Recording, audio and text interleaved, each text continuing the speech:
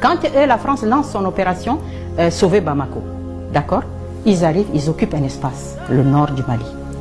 Mais cet espace est immense, il est grand. Et il a besoin d'hommes qui connaissent un peu ces zones désertiques, qui se meuvent. Ils ont fait des deals avec les Touaregs.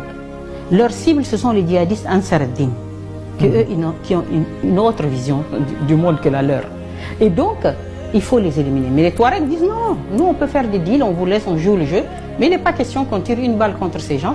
Ils sont tous mélangés, ils ont des liens.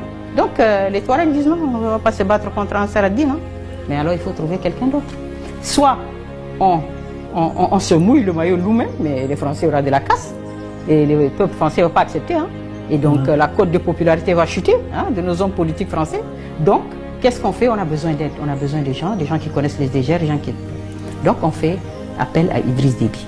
Ce n'est pas le Mali qui appelle Idriss Déby, c'est la France. C'est très important. C'est peut-être qu'il a l'expérience. Oui, oui, non, mais d'accord. Je suis d'accord. Il n'y a pas de problème. Donc Idriss Déby arrive. Il quitte le Tchad, l'armée tchadienne quitte le Tchad, par le désert elle arrive. Elle arrive dans la zone de Kidal. Et elle s'installe. Elle n'a pas affaire aux autorités maliennes, elle a affaire à l'état-major français. Et donc les gens s'installent. Mais ce qu'on voit tout de suite, c'est quoi?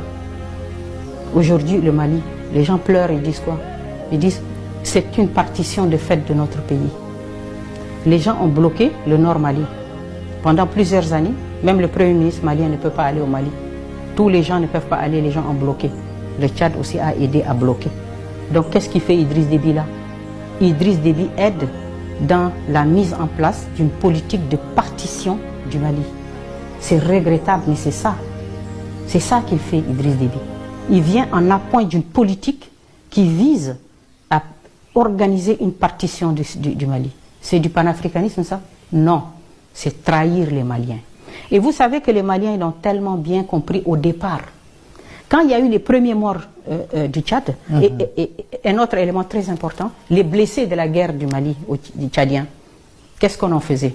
On n'était pas capable de les amener à Bamako pour les soigner dans les hôpitaux maliens. Non, on les a amenés jusqu'au Niger. On faisait des vols de Transal jusqu'au Niger où les Français ont mis un hôpital de campagne pour soigner les blessés tchadiens qui sont à Kidal.